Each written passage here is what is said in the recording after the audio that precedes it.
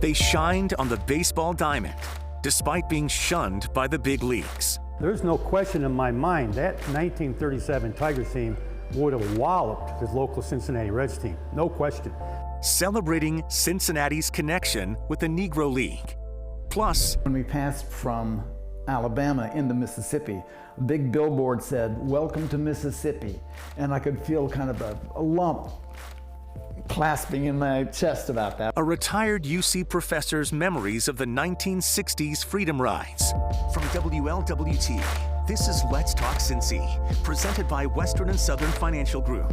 Put our financial strength behind you. Well, baseball is a simple game. A pitcher throws the ball, the batter hopes to hit it, but there was a time when America's favorite pastime was much more complicated. A time when skin color, not skill level, kept some players off the major league diamond. Welcome to Let's Talk Cincy. I'm Ashley Kirkland. These black players formed the Negro Leagues with teams across the country, including here in Cincinnati. We sat down with film director Lauren Meyer at the Reds Hall of Fame. Her film, The Other Boys of Summer, looks at the intersection of baseball and race. The Negro Leagues were a professional baseball league that existed primarily between 1920 and 1950. And it was during a time when Major League Baseball did not allow people of color to participate. So the Negro Leagues decided, Rube Foster founded the Negro Leagues on February 13th, 1920, 8 teams together, and they signed the charter, and they said, if they're not going to let us play in their league, we will create our own. They were only signing 1 or 2 players a year, each team. The reason I wanted to explore the subject matter of the Negro Leagues was because racism and segregation never made sense to me. I didn't understand why people acted a certain way, and I was a baseball fan. So I thought, well, how cool would it be if I could actually speak to some of the players from the Negro Leagues and hear what it was like for them to pursue their dream to play baseball. A baseball scholarship to North Carolina A&T State University in Greensboro, North Carolina. That was a rude awakening for me because I had never been south before. So I interviewed about a dozen different Negro League baseball players, and one continual through line is their passion for the game. And when people talk about playing for the love of the game, it's almost cliche at this point, but these guys and women, there were 3 women who played in the Negro Leagues. One of them is Mamie Peanut Johnson, and she was a pitcher for the Indianapolis Clowns for 3 years, and she shared her stories in the film. Up in South Carolina, we didn't have original baseballs. We made our baseballs with a rock, twine, and the Mexican tape. They truly played for the love of the game because they certainly weren't making a ton of money doing it, and it wasn't easy because they had to deal with segregation and racism throughout their travels. I think it was really important that they recognized, in addition to playing the game, they were a business. And in order to have the fans want to come watch them, they wanted to entertain. And so people always ask about the Indianapolis Clowns because they're famous for playing shadow ball and they're goofing around and being silly on the field, and people wonder, oh, were they a real team? Were they talented? And the answer is they absolutely were. They had outstanding players, but they did more than just baseball, because when the Clowns were really doing all of the other entertainment, that was more in the 1950s when the attendance was falling off because of integration. Once Jackie broke the color barrier, the attendance for the Negro League started to dwindle because the best baseball players were being chosen, taken out of the Negro Leagues, and they were playing within Major League Baseball, which meant that the Negro League teams needed to figure out, how do we keep our fan base? What else can we do to provide entertainment to bring people into the stadium? I think that there's one thing that's consistent with every player as well, is their humility. And in spite of their circumstances, they really engage with one another as teammates. And I think because of their travels, they spent so much time traveling in less than ideal circumstances and having to, adapt to their environment. I think that when I think about the 1970s and the Big Red Machine, it was about a team that was working in a similar way. They considered the players on their team teammates and family, and they did work together, whereas prior to integration, there was this wall where people weren't allowed to play together. And thankfully, I think that there were some players on the Reds who did not abide by those rules. I think the most important thing that The Other Boys of Summer does is bring people together.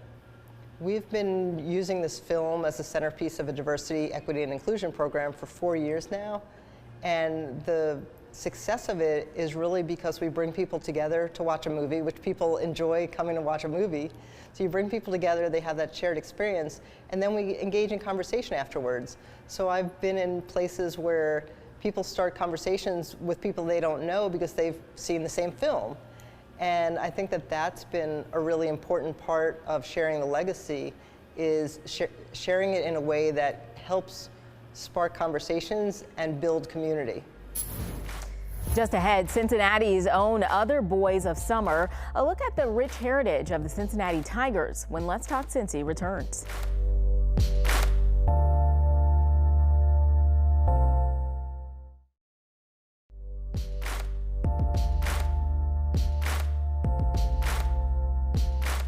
Welcome back. The Queen City's rich baseball history goes beyond the Reds. During segregation, the Cincinnati Tigers drew thousands of fans to Crossley Field.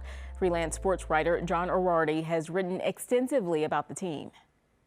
What I love about the 1937 Cincinnati Tigers is the architect was a fellow named D. Hart Hubbard, who was a world record holder in the sprints and the long jump. He was, I believe, the first individual African-American gold medalist in the Olympics. D. Hart Hubbard was the perfect man for the job because he had played baseball, football, run track at Walnut Hills High School. The way he handled it was he looked around the teams of the Negro National League and found players who were behind other really good players. They played at what was then Crossley Field, and it was always while the home team was on the road.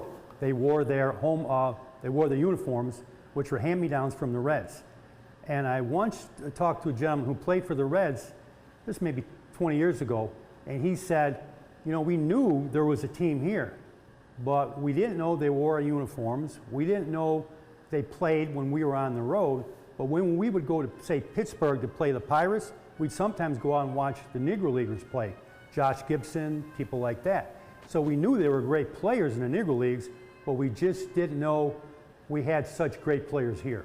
I think the team was very well received because when they would play games here at Crossley Field, they would draw between 10 and 20,000 people, and that's a great crowd. Sometimes they would outdraw the local team. In fact, one of my favorite things is that there's no question in my mind that 1937 Tigers team would have walloped this local Cincinnati Reds team, no question. That was a last place team here, and even if it hadn't been last place, for the Reds, it would have been a team that the Tigers would have beaten. I want people to know that that team was a team that, had it stayed together, would have become one of the all-time Negro League teams. There's no question about it. The shortstop became a great third baseman. The center fielder, Neil Robinson, was an 8-time All-Star. Ducky Davenport, the right fielder, was a multi-year All-Star. He was always going around with the manager, Double Duty Radcliffe, who lived till he was 103, by the way. Wherever Double Duty went, he took Ducky with him because Ducky was his leadoff hitter. They had Rainey Bibbs was the second baseman. He was an All-Star his first season. I think I might have mentioned the very first year of the team here in 1937. They placed 4 players on the All-Star team of Chicago. That was a huge game. They would draw 50,000 fans. That's how good they were. Again, young, good, and just extremely promising. Had they stayed together, again, no doubt in my mind, would have been a competitor of the Pittsburgh Crawfords and the Homestead Grays, undoubtedly. The circumstance was such that, in my eyes, it was black and white, excuse the expression, that racial segregation was a complete example of injustice. Up next, a retired UC Claremont professor shares his story of being a freedom rider for justice.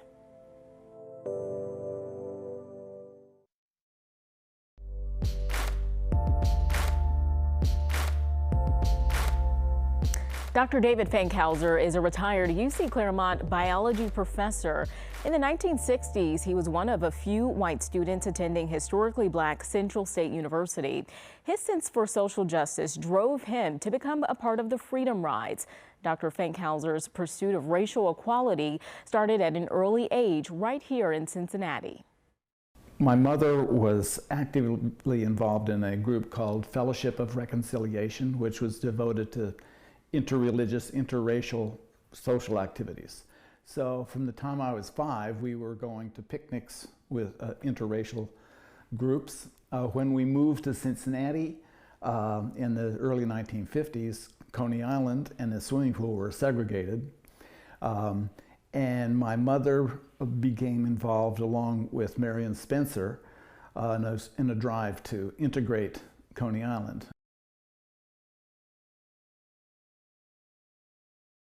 In 1947, a woman named Irene Morgan was traveling on an interstate bus, refused to sit in the colored waiting room. She went into the white waiting room at the bus station and was arrested.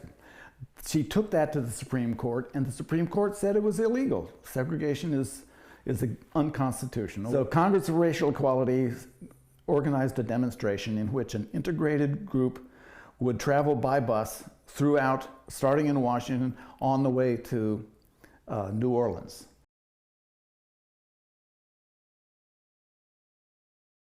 In my eyes, it was black and white, excuse the expression, that racial segregation was a complete example of injustice, and I felt like it was something that I need to stand up. And it wasn't a matter of just standing up for black folk, but for the society, to kind of heal the society and bring America up to its standards that are built into our Declaration of Independence. We flew from Cincinnati to Montgomery. When we were picked up at the airport, we got our first indication of being surrounded by danger when a black man that picked us up said, well, follow me 20 feet behind. Do not walk with me. And I'm going to get into a station wagon, and then you follow and you get into the back door and lie down on the floor. When we arrived at the house and immediately went inside, there, sitting on the couch was a gentleman in his pajamas and smoking a cigarette, and it was Martin Luther King. He was there helping to coordinate the Freedom Rides, and they were at a crossroads because these were the first Freedom Rides to resume after the violence. The day I arrived, there was a group of Freedom Riders that made the trip, and they were all immediately arrested. So we saw that they've changed, the South has changed its strategy. In trying to beat it out of us, they're going to just arrest us and throw us all in jail, and they thought that would take care of that.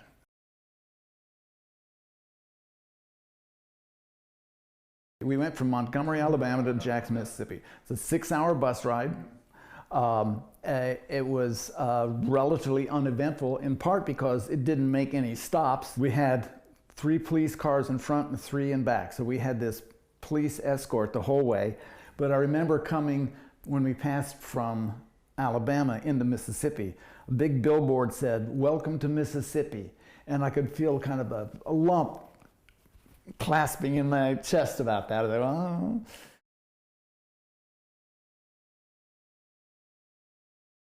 The whole civil rights movement was based upon nonviolent civil disobedience, which was promoted by Mahatma Gandhi. And you may know that Martin Luther King went to India to meet with Gandhi's family and study the nonviolent movement.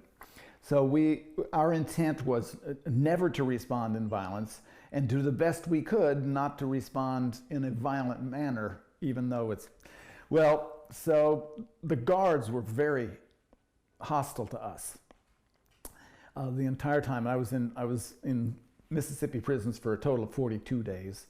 And at the end of the time, when I was being released from Parchman State Penitentiary, the guard that had been among the most violent in his actions towards me came up to me as I was getting my street clothes back on. He said, well, you know, I don't hate you. I don't have anything against you. You know, this is just my job.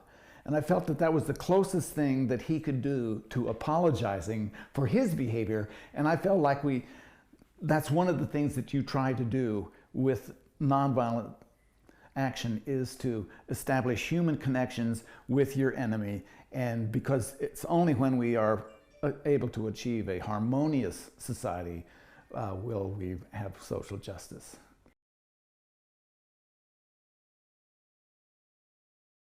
We were in a terrible state in 1961, terrible.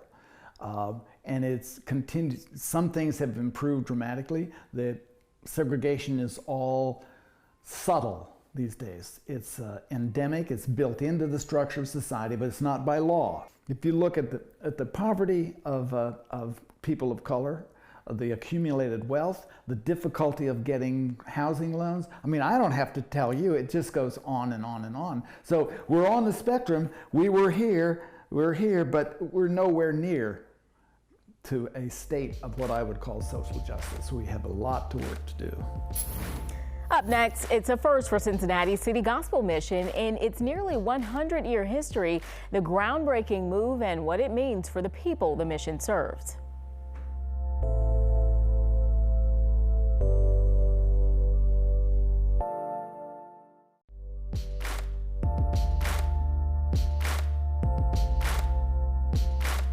The Cincinnati City Gospel Mission was founded in 1924 with the goal of helping people break the cycle of poverty and despair. Nearly a century later, the Gospel Mission continues to provide services to our neighbors in need. And for the first time, the organization is being led by an African-American, Dr. Jonathan Brown. Dr. Brown joined the City Mission after 3 decades in elementary education. And Dr. Brown, thanks so much for being here with us on Let's Talk Cincy. First of all, what is the significance to you of being the first Black president of City Gospel Mission? Well, first of all, thank you for having me today on Let's Talk Cincinnati, and I believe it's very significant for our community. We are close to celebrating 100 years of service. Our mission, again, is to break the cycle of despair and poverty. And James Gambles began this organization in 1924. Dr. Martin Luther King talked about breaking the cycle of poverty and despair. And we continue to take that banner to our neighbors and our citizens as well. We serve over 10,000 people in our community, including 3,500 students or young people each year. And how do you hope that your historic appointment will help the mission? Well, I've been a pastor in Cincinnati for the past 8 years.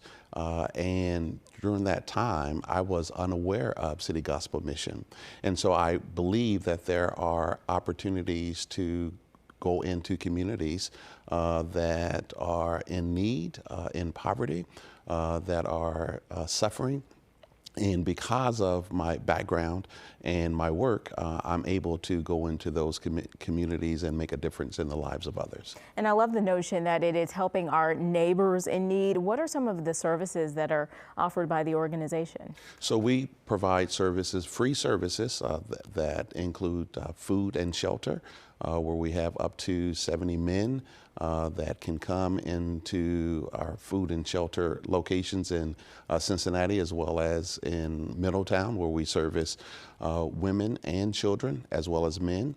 We have programs for those that are in the need of recovery, whatever the addiction might be, and we have those services available for both men and women as well. We have youth services from the cradle to college, where even in Westwood, we have young people who can come with their families to participate in live or free play without any violence or, without any outside noise. And so, but we also have a Job Plus program designed for young people, individuals that have difficulty obtaining a job, those with felonies. We work with them on how to write a resume, how to interview, how to dress for an interview, how to search for an interview, how to prepare for an interview. Once you are on the job, how to behave and things of that nature, and so that you can keep your job. And so those are 4 of our cause areas. City Gospel Mission seems like a beacon of hope in our city for people that just need help, right? Yes. So we work primarily through churches, organizations, but our mission is to work through churches, transforming the area of Cincinnati. We just believe that your today is not your determination of where you can be tomorrow, or we believe that your tomorrow is so much better than your today. And if you need help, we are here to help you. And Dr. Brown, I know you were just appointed this role, but we know that in these economic times, more people seem to need help. Are you guys seeing an increase in people that need help in our community because of the economy? Well, as you know, not only the economy, but there are homelessness is on the rise. Drug addiction is on the rise. Ohio is one of those top states where opioid addiction is very relevant. And so we are seeing the need for an outreach and an increase in our untapped communities. Yeah, and there are so many people that, you know, they think they want to help. How can I get involved? How can they reach out to you guys to get involved? Oh, we need so much help because our organization has been around for 99 years and have done a tremendous job. But I just simply believe that we can do even more. And so if there are individuals who would like to help, would like to volunteer, would like to teach a class, would like to tutor, would like to partner with us with our Job Plus program, they can simply call 513-345-1020 and or go to our website at citygospelmission.org. Yeah, almost 100 years serving our community and a new leader at the helm. Dr. Brown, thanks so much for joining us on Let's Talk Cincy. Thank you so much. And there's more information on how you can help on our website, WLWT.com. Thank you for joining us. We'll see you next week for another edition of Let's Talk Cincy.